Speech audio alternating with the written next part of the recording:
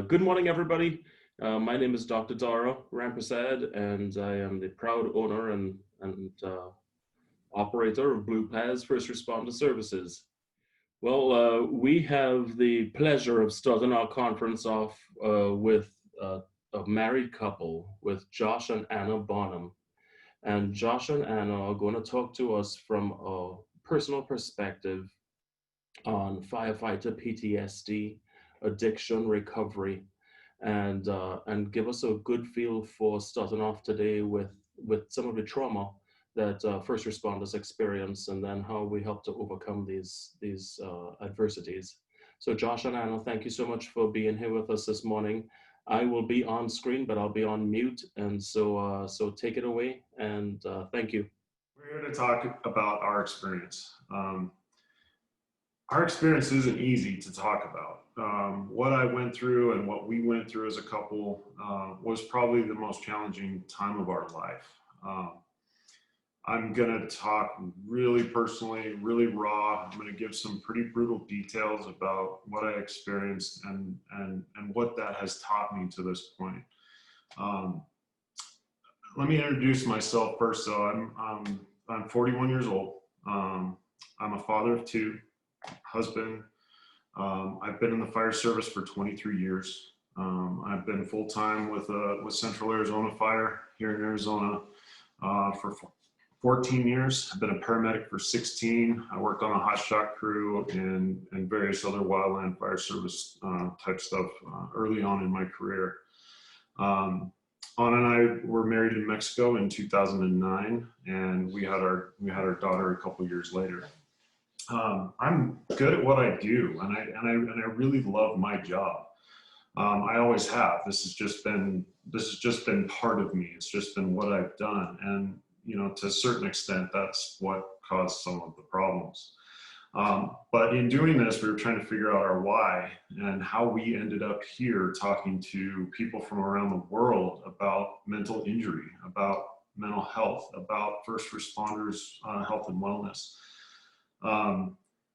It's difficult to pinpoint. I could tell you that I met Dara last year at a conference in Sedona, and in that conference, I was sitting in a room full of police chiefs, fire chiefs, police officers, other firefighters, and other professionals in the organizations that were there to learn about mental health. And when I raised my hand, it became apparent that I was the only one that basically I introduced myself as, "Hi, my name's Josh, I'm an alcoholic." That was a difficult thing to do, but it opened up a conversation with Dr. Ramprasad, and we connected at that point, and he invited me to be part of this, and we're proud to be here. If we had to tell you our why, it would be that Anna and I are here to share our personal details and these very difficult things to talk about in an effort to connect with somebody, with someone. It might just be one, it might be two. If we share the darkest part of our experience and somebody relates to that, or if that resonates with somebody, I feel like we're doing our job.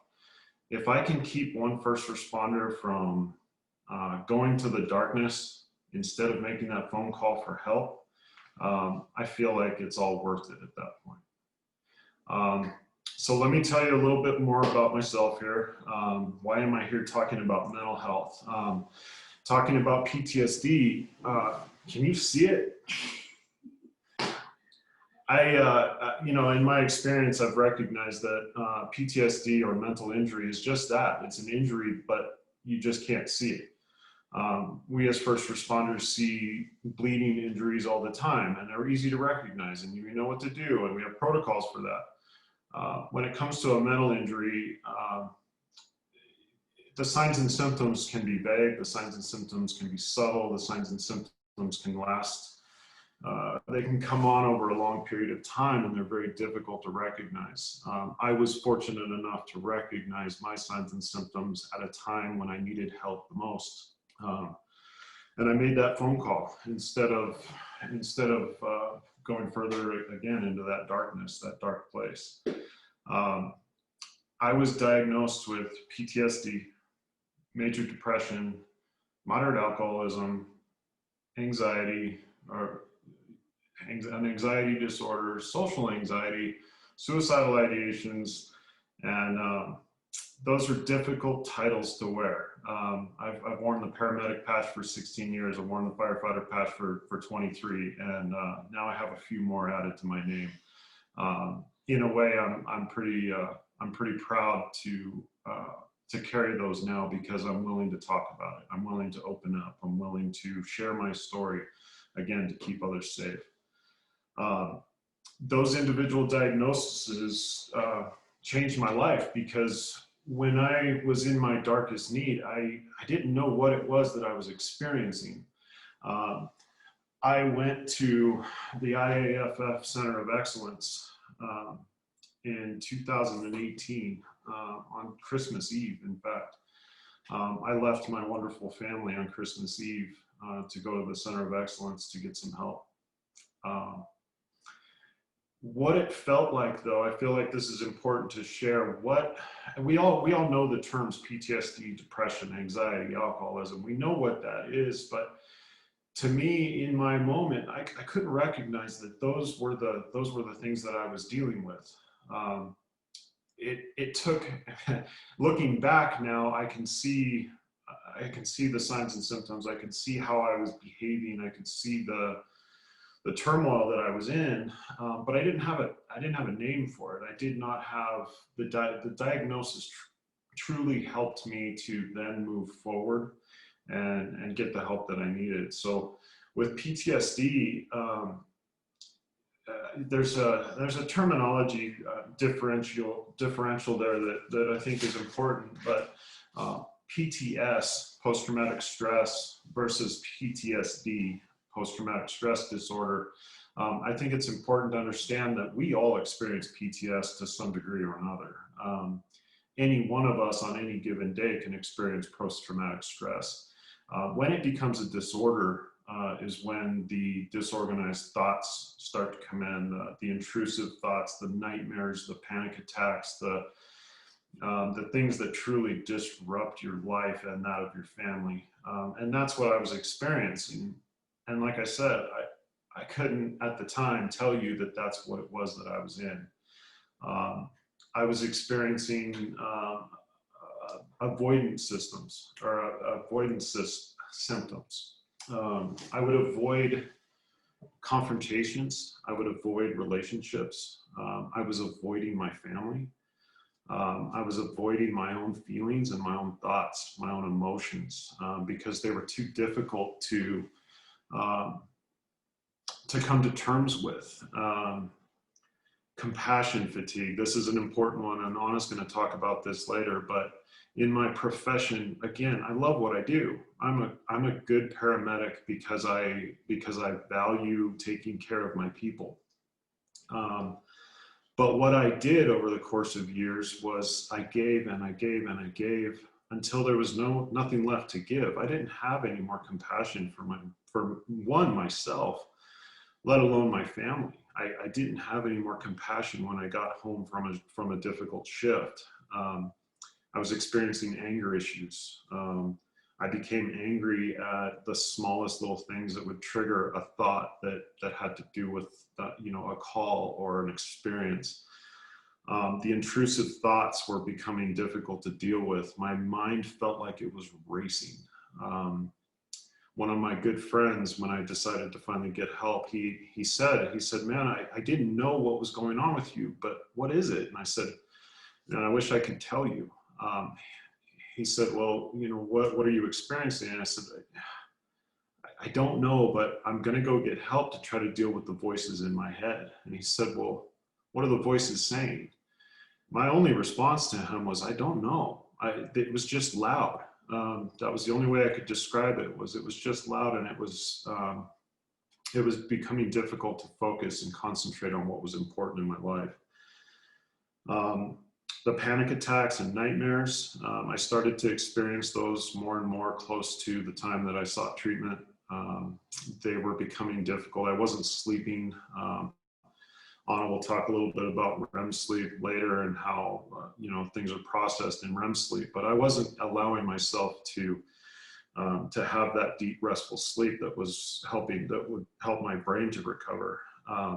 And then the disorganized thoughts. So I want to share all those as part of my PTSD because it's important to understand that, again, those are subtle symptoms, but in combination, they added up to a fairly severe PTSD diagnosis. And again, now that I understand it a little bit better, it's almost become an adventure to be able to recognize those signs and symptoms and to put them at bay when they do pop up. Because I still have PTSD. And that's why I asked if you can see it. It's still in me. It's going to be part of my story. It's going to be part of who I am. The difference now is I can recognize it. Depression for me, I describe it as the darkness. The nightmares that I was having about the darkness were difficult to describe, and I don't want to talk about my dreams, but it was just a really dark place. I found myself unhappy all the time. I have a beautiful family. I have wonderful children. I have a dog and a cat and a white picket fence and the perfect home and a career that supports everything that I've ever wanted to do. And yet, what was wrong with me? That was my big struggle, is yet why am I coming home and I'm so unhappy?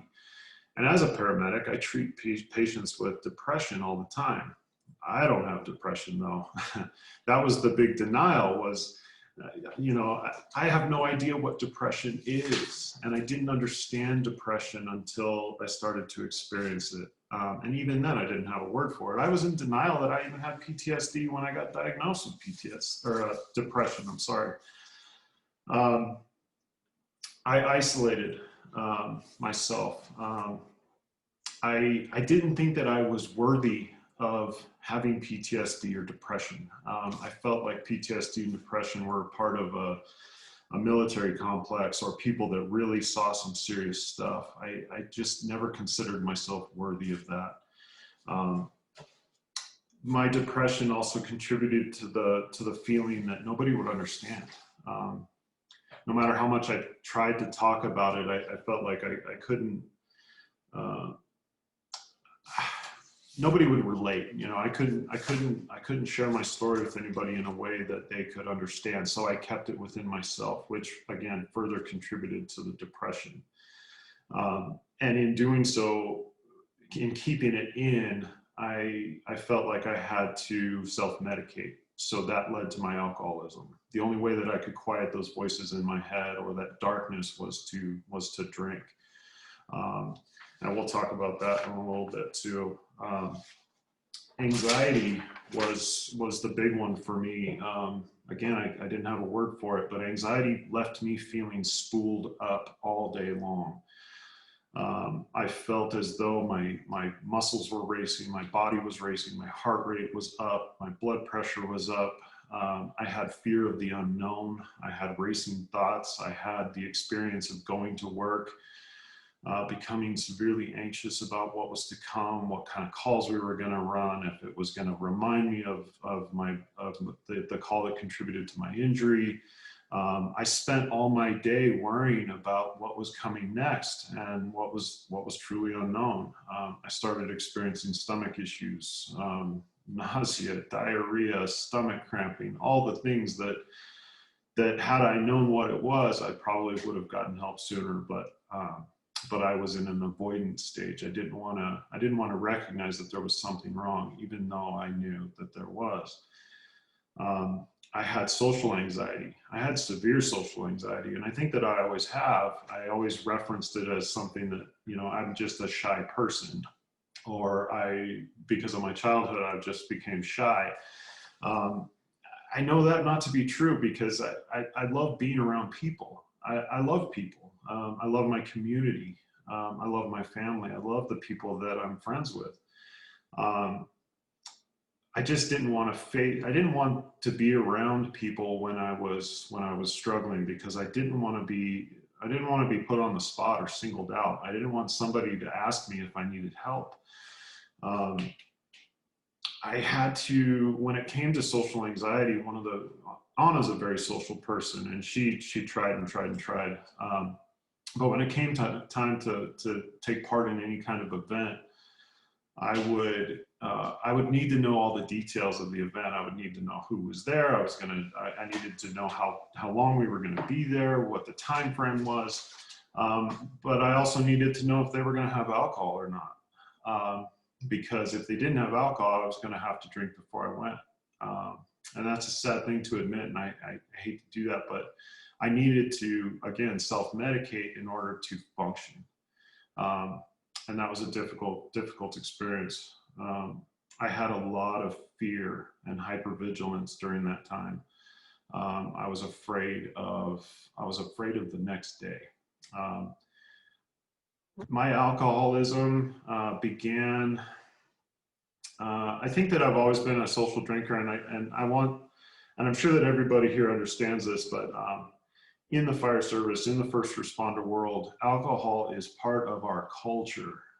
We can't have a promotion ceremony without alcohol. We can't get hired without celebrating afterwards. Alcohol is just part of what we do. I could tell you that me and a lot of my friends, joked and talked a lot about coming home after a rough shift and having a beer just to unwind. That became a problem for me. I found myself drinking to excess almost any given day that I could. I always had rules when I first got hired that I would never drink before the day before a shift, or I would never drink if I had something important coming up. But that slowly changed over the course of time. I was in my PTSD and depression for what I gathered to be about 8 years before I finally got help. So during those 8 years, my daughter was born, my son was born. We had a lot of different life events. We bought a new home. We had all these wonderful events that came up, and yet I found myself always wanting to go to the beer fridge in the garage and find something to calm the anxiety within me. I always considered myself a beer snob. My father retired from Sierra Nevada Brewing Company in California, and we always had alcohol around, and it was always something that was readily available. So when I had alcohol in the house, it was just always what I grabbed. And if I finished a 6-pack of beer, I would always find a way to somehow make it to the store to go find more, because 6 wasn't enough. On some days, 12 wasn't enough, 18 wasn't enough, until I could finally pass out and get some rest that I knew that I needed, but obviously I wasn't doing it appropriately. My alcoholism was creating marital problems. We struggled with our ability to communicate with each other. I couldn't share my feelings because then I started feeling shame and guilt. That shame and guilt kept me from opening up to my wife, my partner. That shame and guilt then only led me to want to drink more to cover up those feelings. I was afraid of my feelings. I was afraid of emotion. I had a difficult time with emotion because it was too hard to deal with. The sadness that I felt and the anger that I felt was, I didn't know how to properly manage those things. So at its worst, at its darkest time, I started to contemplate suicide. And I didn't have a plan. I wasn't going down that road. But if I'm being honest, I considered accidentally dying, driving my truck off a cliff, or somehow dying with the intent that it would be not considered a suicide. I didn't want to go there, but again, if I'm being honest, I was going down that road, and I was going to a very dark place. On December 19th of 2018, I finally made a phone call to a friend. And as soon as I did, I threw the phone on the ground, because I knew at that point something was going to change. Something was going to happen. I almost resigned to the fact that things were in the works now that were going to be beyond my control. And I was okay with that at that point. So I got on a plane to Maryland, to the IFF Center of Excellence on Christmas Eve. It was the hardest thing I ever did. That was a 4-hour plane ride to the other side of the country. Leaving my family behind was the hardest thing for me, and I know that it was hard for Anna too. It was a complete unknown as to what was to come. I didn't know if they'd be able to help me. I didn't even know what was wrong with me. So I had no idea what I was getting myself into, but I could tell you that Christmas Day was a very lonely day for me. I was alone in a place with total strangers. I was alone with people that I didn't know. And it was kind of a holiday day for them too. So it was kind of a chill day. So there was no, all I wanted to do was get started. And it took a couple days to actually get into it. But as time went on at the center, I started to make some changes. I started to focus in on myself. I started to listen to the group therapy sessions and the trauma group. And my counselor, Audra, she was wonderful in helping me to come to terms with my feelings and emotions. And how to move forward. And at about 2 weeks in, I was there for about 30 days. And after about 2 weeks, I started to turn the corner. There was one night in particular that I remember as plain as it was yesterday, that I was walking to the med station at night, and I literally felt a weight off my shoulders. I felt like I was 10 pounds lighter. I looked down at my feet and I felt like I was actually walking with purpose instead of just following my feet, because that's what I had been doing for 8 years, was just following my feet, and I wasn't taking lead in my own life. In a little bit, I want to talk a little bit about how the injury occurred. And again, this is going to be, it's going to be difficult for me to share. But I hope that it better explains to everybody that this can happen to anybody. This happens to 30% of firefighters currently in the fire service, or first responders. 30% of us will develop PTSD, and that's about 1 in 3. So it's important to understand this. It's important to share our story. I'm going to turn it over to Anna now, and she's going to share her side. Thank you.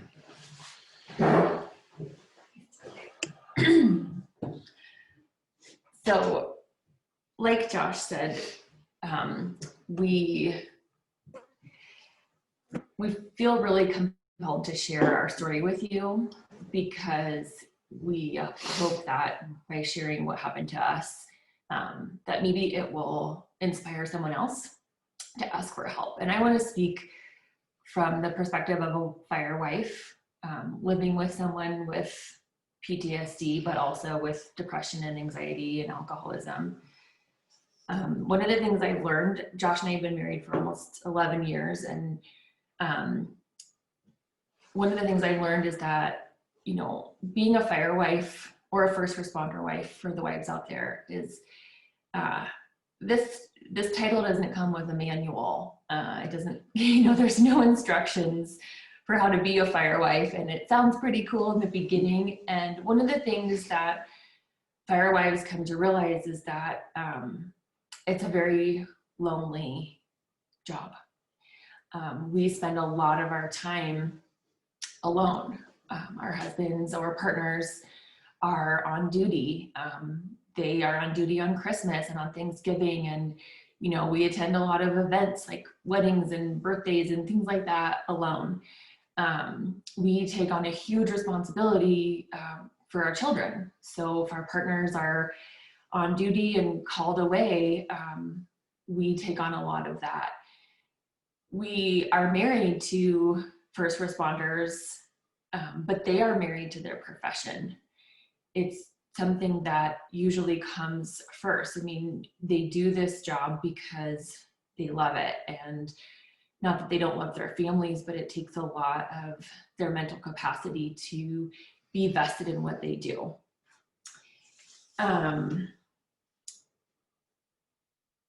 Like Josh talked about the statistics of first responders developing PTSD, I researched a little bit about, you know, the divorce rate in first responders, and I found some statistics that about 75% of law enforcement will experience a divorce, whether it's, you know someone who's been divorced or have been divorced yourself.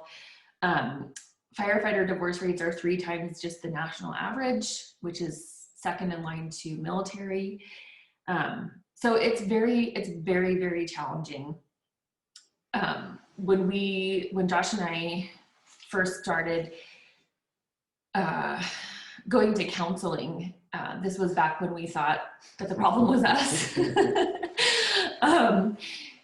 We didn't realize that a lot of it was because of what Josh does for a living, just the effect of his job on him. But one of our first counselors, we've gone to couples counseling a lot. One of our first counselors gave us this book to read, and it was called The Knight in Rusty Armor. It was written by Robert Fisher. And basically it's a story about a knight who loves his armor, and he loves how shiny it is, and he wears it around all the time, and he doesn't really pay attention to the things around him. Eventually his armor gets so rusty that he can't get it off. And I feel like this is a really accurate metaphor for the firefighters and first responders in our lives, that they wear this armor or this mask because they have to, because of what society and our community and even our families ask of them, or because of even the self-imposed image that they feel like they need to sustain. Because when a firefighter suffers a mental injury, who does he call? He is 911, right? Like, he is the person that responds to the emergency. Firefighters and first responders are not the ones that can have an emergency. That's sort of the image that we, have held for them. And so, just learning to realize that, in this story, this knight who fights dragons, when he comes to realize that that dragon or that darkness is actually trapped inside of himself because of the armor that he has put on, he's finally able to let go. So I want to talk just a little bit about my own struggle. So, shortly after our daughter was born, Josh experienced a really traumatic incident, which he's going to give some details on. And I think that's when it all began. We didn't realize that, but becoming a father is hard, and, you have a different life perspective. He, always drank, and that was just a thing. And it, the drinking became, excessive, probably more recently in the last couple of years.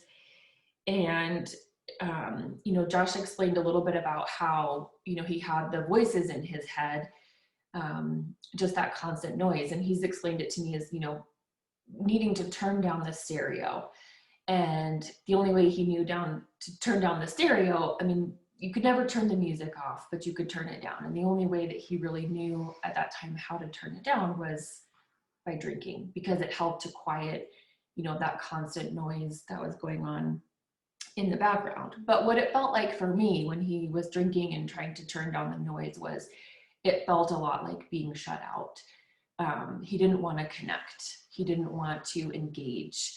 I didn't know then, but I do now, about the idea of compassion fatigue, how he would put so much into his work and giving to the patients and the people, on critical calls, that by the time he got home, he didn't have anything left to give us. So, if he got home and I said, hey babe, the refrigerator broke, like, he could accomplish a task. But if I wanted to sit down and connect and be human, there was nothing left for him to give. The human connection was way more than he could handle at the time.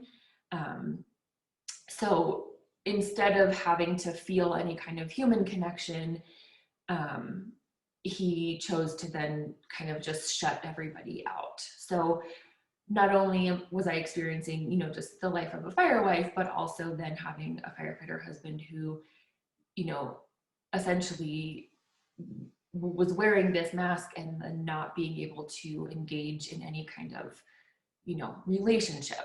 So, you know, this didn't happen overnight. It happened over years and years and years, and a lot of time passed. But I felt like for myself, I just became the person that had to orchestrate our whole family. You know, I had to make play dates for the kids. I had to make excuses when people would invite us to go somewhere because, you know, Josh couldn't. He was in this place of such darkness that he couldn't do anything. And so it just became this point for me where I was becoming so overwhelmed, I couldn't even see like how I was functioning. I was just functioning in crisis mode at all times.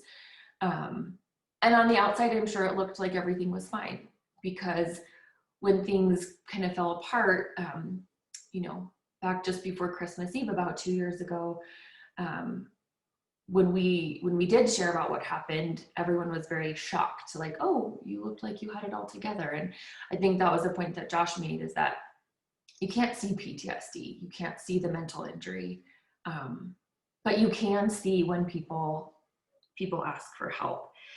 I remember, you know, kind of when we were in our darkest time, looking back, I remember just the fighting, like the constant fighting. And I realized that a lot of it for me was kind of picking these fights just to get a reaction from Josh, because he was so closed off. It was like I just wanted to see some kind of emotion, even if it was a terrible emotion, because that was all I got from him. So, you know, that anger would come out, but it was, at least it was something.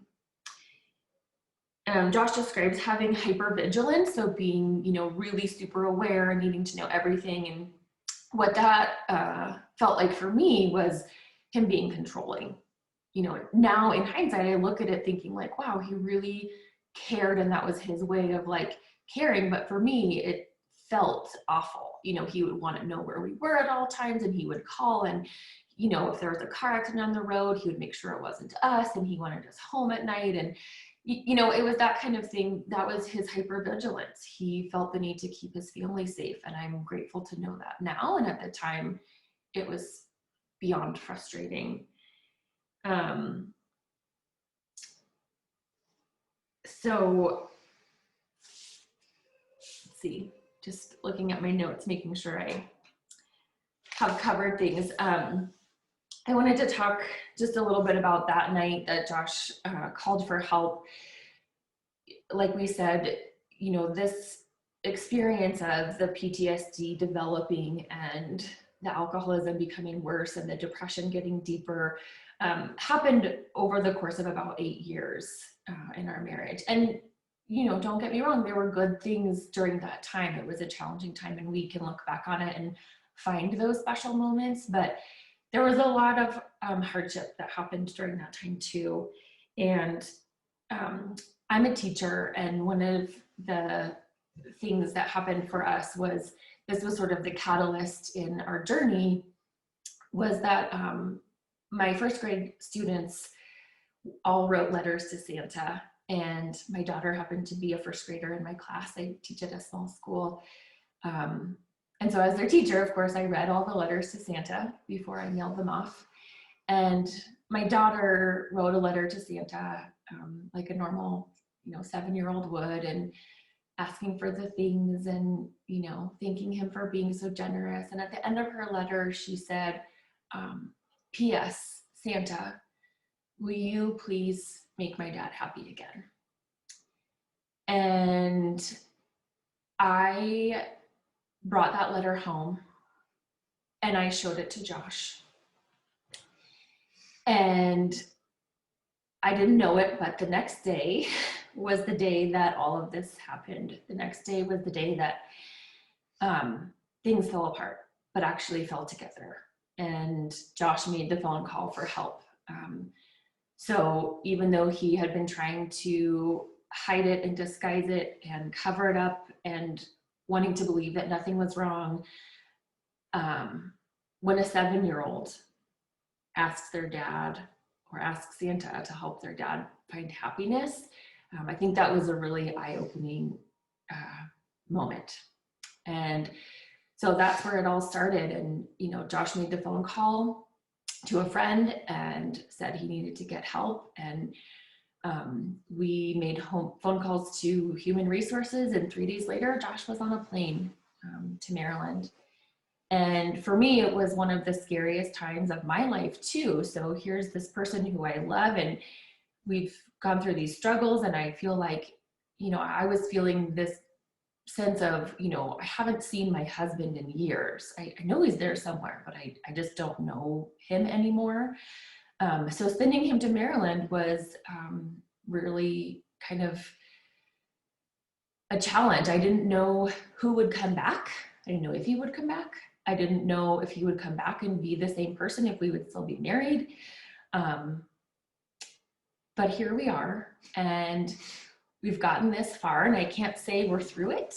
I can just say that we have sort of gone through the hardest part, and now we're here to share what we went through in the hopes of giving other people the courage to speak up and ask for help. So I'm going to turn it back over to Josh. I know he has a little bit more to share, and we do want to leave some time for questions at the end for anybody who has questions for us.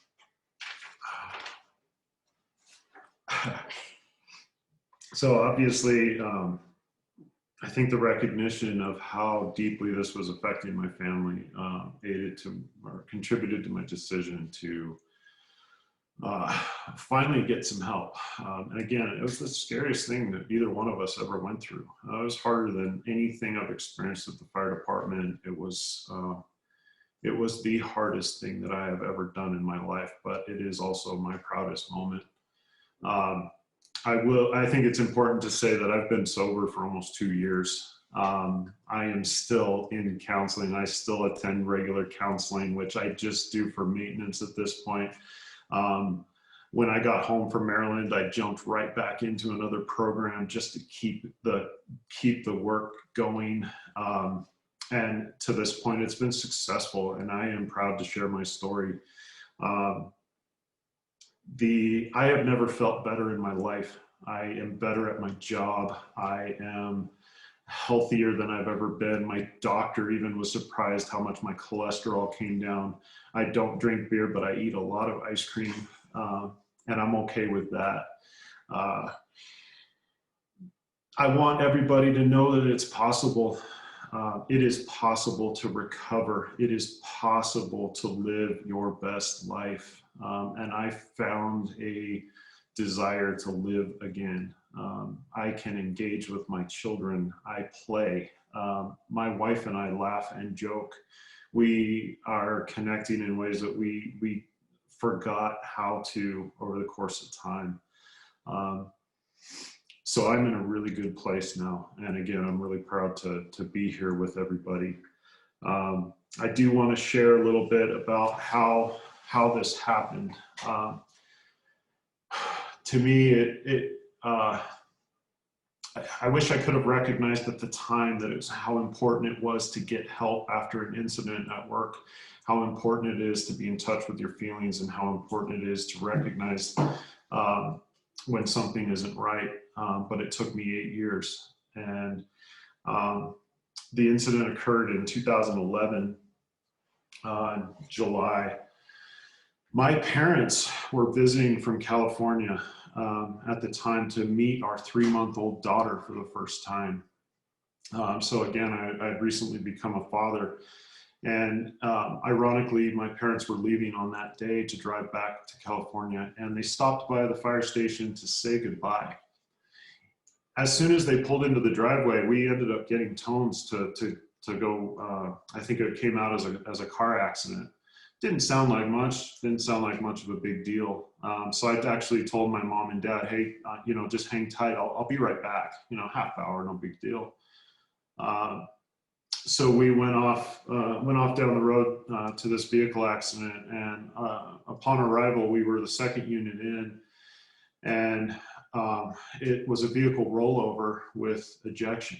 And not knowing very much, my order was to go triage, and I jumped out of the engine and found one of the teenage boys underneath the vehicle that had rolled over. It was back on its wheels, but the wheels were flattened at that time, and he was crushed underneath the vehicle. I looked underneath the vehicle just to assess whatever I could, and all I saw was a puff of dust near his mouth. His body was twisted in a way that didn't look survivable, but he was breathing.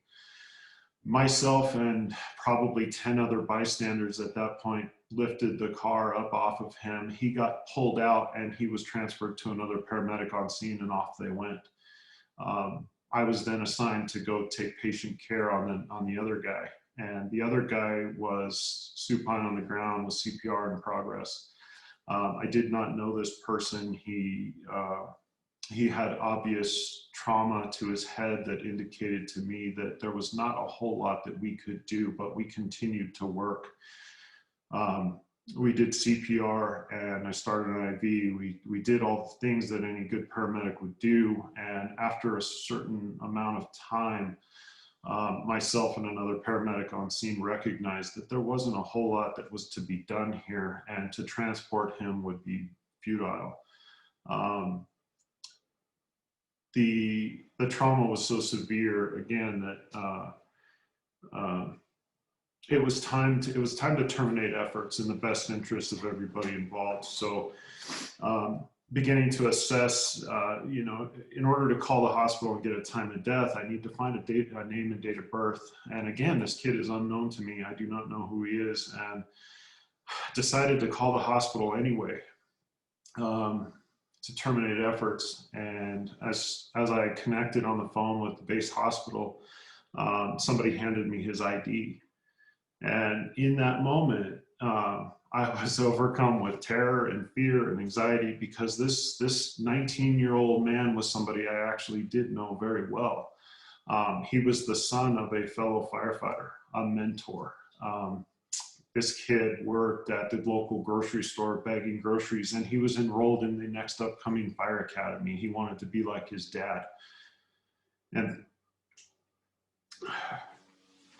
become a fireman too. And his name was Riley. We ended up getting orders to terminate efforts from the doc. All vital signs indicated there was nothing left to save, but I realized as I got off the phone that I just made a decision to terminate efforts on a good friend of mine's son, a child. And becoming a new father 3 months earlier, I was terrified then.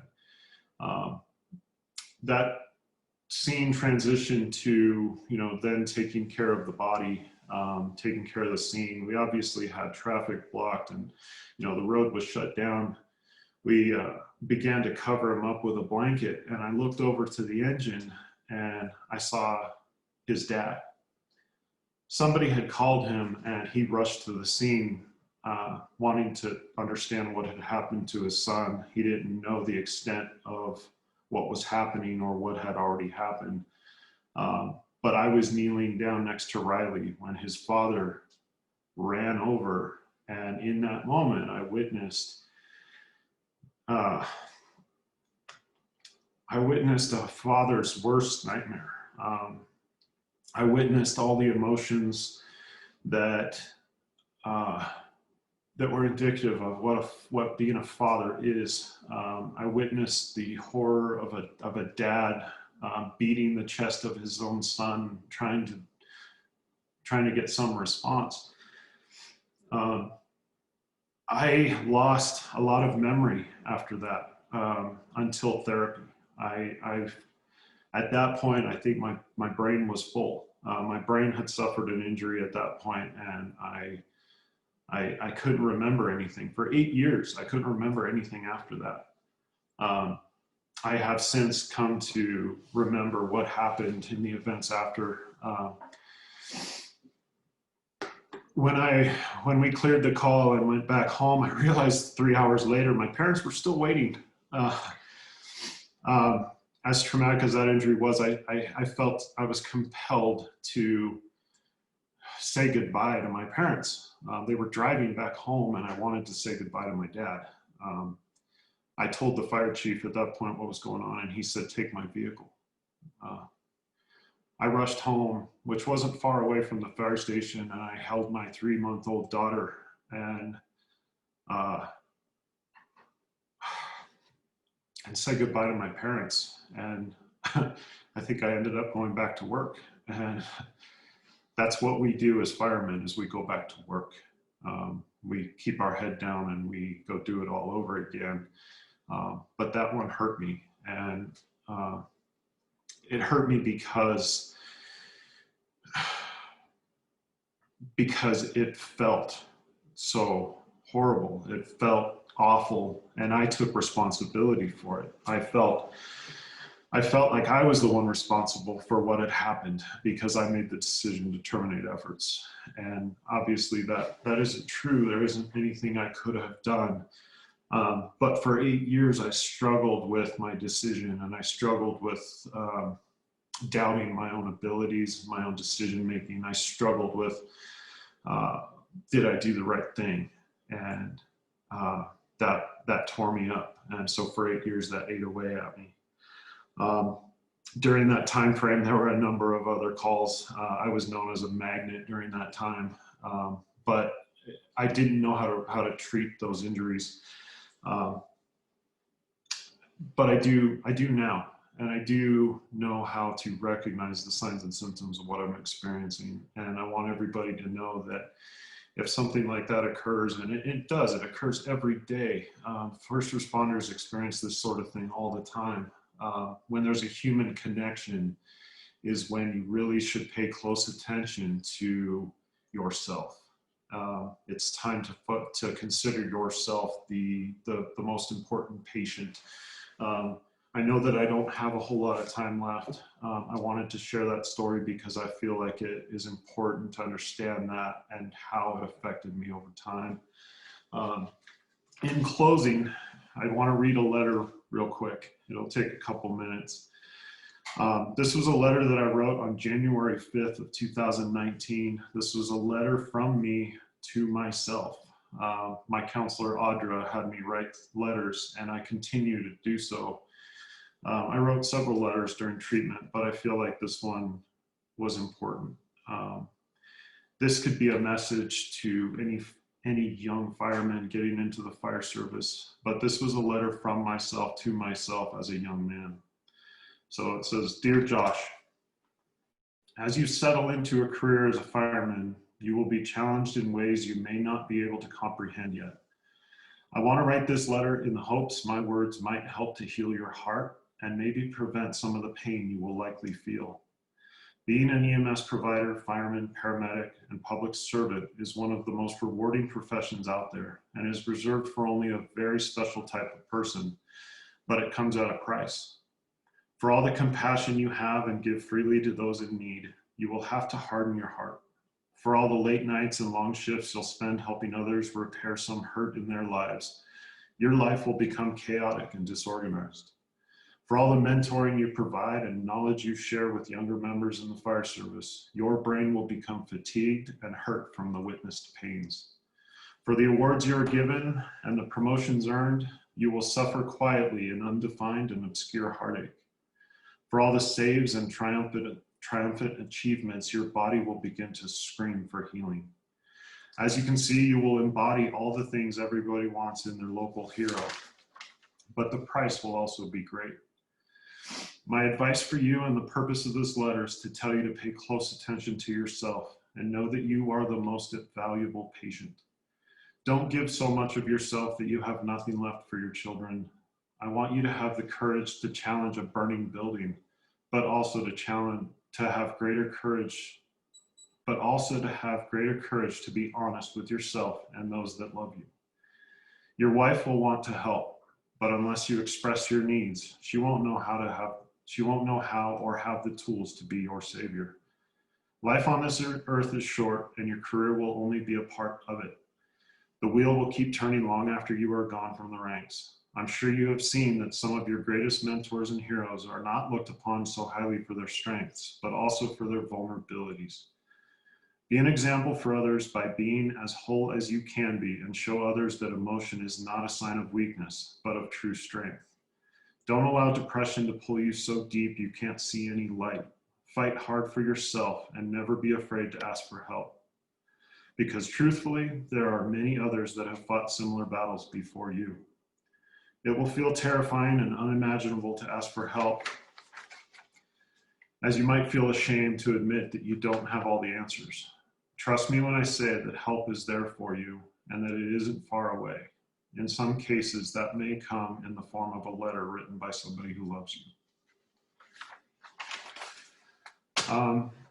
Thanks for letting us share our story. I hope that somebody hears our words and call me, call somebody. It's okay to ask for help. Anna and I, in moving forward, have started a foundation of our own, and we called it Living the Life of Riley. It essentially means to live your best life when faced with hardship. So that being said, I'll turn it back over to Dr. Rampersad. Josh and Anna, I mean, you guys probably have touched every single person here, in such a profound way. Thank you so much for taking this time to be able to share your journey. I see this in the chat as you guys are seeing here. I mean, so many people are writing about, just how touched they are by this. But we have some questions as well. And Josh, you had hit on something that talked about, you're wanting to die by accident.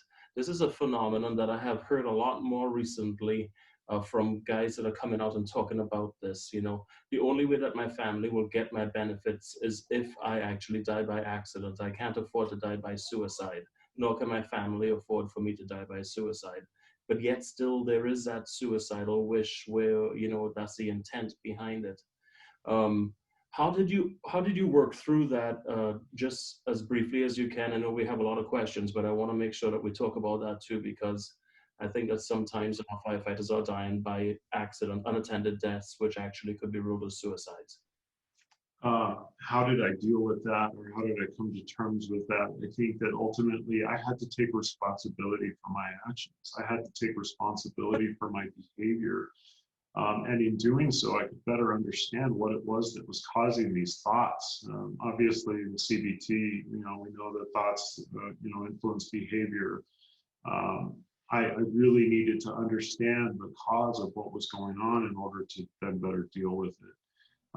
Coming to terms with suicidal ideation, suicidal thoughts, I struggled with that for a long time. Again, I didn't want to own the title of feeling suicidal. But it's in a subtle way, it was very true. I didn't want to be here anymore. And in my pain and darkness, that felt more comforting to me in that time. Obviously, I found a purpose in life. I found a vigor for what it is to live now. And looking back on that, I'm so proud that we made the decision to finally seek some help and get to the other side. Yeah, thank you. This comes in from a good friend of mine, Irvin Ramcharan. Josh and Anna, what helped you to both reconcile that even as his wife, best friend, that there were things that Josh could not go into, or share with you because he wanted to kind of keep you or protect you and the family from some of the traumas that he had been experiencing? How did you guys reconcile that? Well, that's just, it's a great question. And I think I know that I held on to a lot of resentment. Like, I resented Josh a lot for being so distant and being so closed off and being so reserved, just not present in our life and in our family. So it wasn't until after Josh went to treatment. The thing for me personally is that because Josh was experiencing so much trauma, and inadvertently or subsequently our family was also experiencing so much trauma.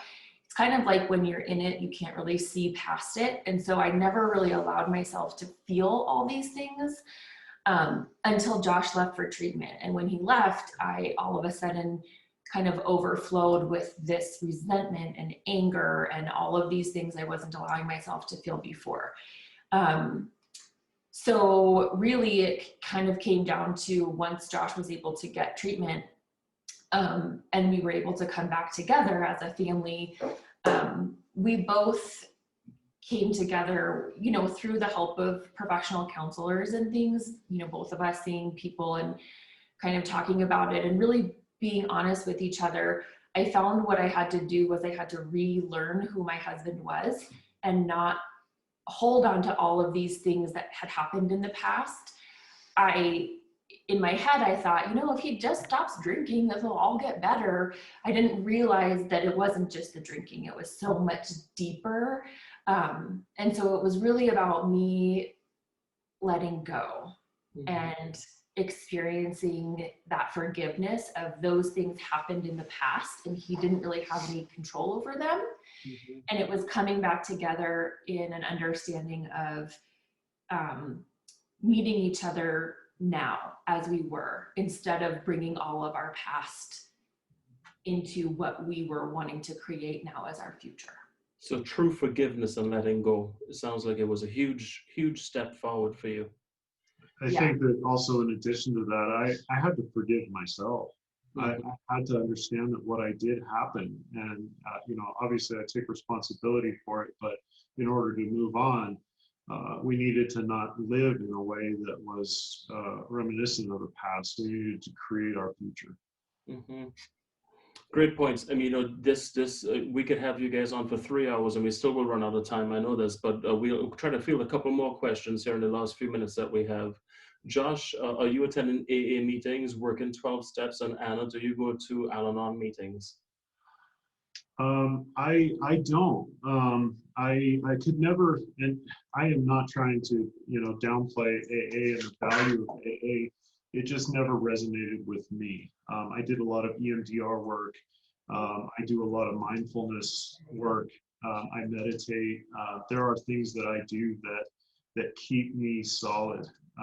I have a lot of friends that are in AA, and I'd be happy to attend.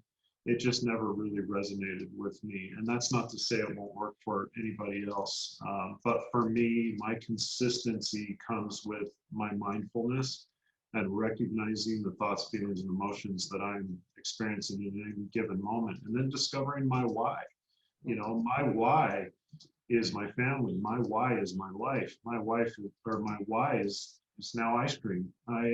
You know, I've found more purpose in life than dwelling in the past.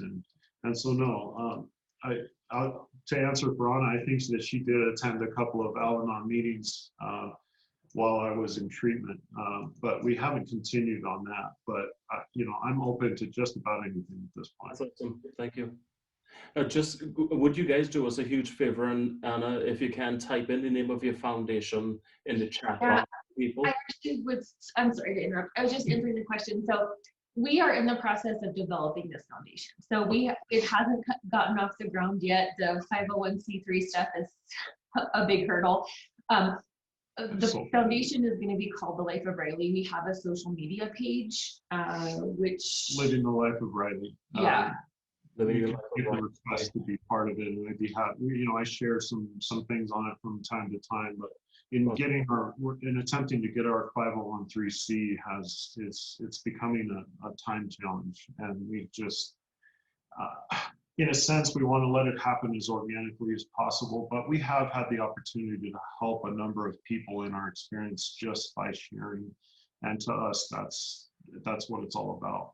But the foundation is in the works still. I want to ask one quick question, because this is so pertinent to a lot of folks who go through these types of issues in their departments. Sometimes they feel as though their departments may not be very supportive of them, and they're really concerned about stepping forward because they're afraid that'll mean that they're going to lose their jobs, and And then that means losing their identity and losing their ways and means of providing for their families. So we have a question here around that, which is reflecting back. What actions could your department or work crew have done or did that helped you through this to, make you feel like you had that support? Obviously, this speaks to the stigma that I think that we all fight in our professions. One of being singled out, two of being vulnerable and asking for help. But I was terrified that my job was going to be in jeopardy. This is a profession that supports my family, that supports everything that I've ever done in my life, and to not have it would be devastating. But I will say that in my experience, we got in touch with our wonderful human resource coordinator, and she was absolutely instrumental in help guiding us through this process. It was new to our department. We had never experienced anything like this before me. But what a department could do, I think, is in a way help to reassure the employee that it is safe. I think safety is the biggest thing, that it's okay to ask for help. It's okay to say that there just isn't something right and to seek help. Seeking safety is really important, and it's what I was terrified of. I was terrified of losing our job. We got in touch with so many people. The union was involved, the human resources, the department. I felt supported from the start. As terrifying as it was, I felt like somebody cared and somebody had my back. I don't know how else to answer that question as far as logistics go. But having an open dialogue with human resources and an open dialogue about, the process might enable somebody to feel a little bit more safe in coming forward. Thank you. That's awesome. You guys, thank you so much for doing this. As I said, we're going to continue this conversation. I know that we will. I will do breakout segments on BluePaz where we're going to start having more direct conversations with people, and we're going to do one-on-one things. And I'm going to invite you guys back for a segment series, and then we will put this out to the group if they want to join in and just connect with this even further. But what you did today was just amazing. So thank you both so much. Do you have any parting words that you'd like to say before we transition across to our next presenter? I just want to say that Anna is busy typing here. We are going to stay on and answer some questions that keep coming in. But we look forward to attending the rest of the event. I'm going back on duty. I'm sitting in the captain's seat today in about an hour, so I got to go to work. But thank you all for having us again. I hope somebody hears us and hears our story, and I hope that it helps. And I just want to also say, it's been such an honor, Dr. Rampersad, to be here with you, and also to everyone who joined today. We are just grateful to be able to share our story. I've had people, remark that, how can you talk about this? And to me, it's like, how can I not? Because it's so, so important to just bring awareness to this that happens so often, and people just keep it under wraps. So we're grateful for all of you for listening and sharing in our story. Thanks. Thank you, Anna.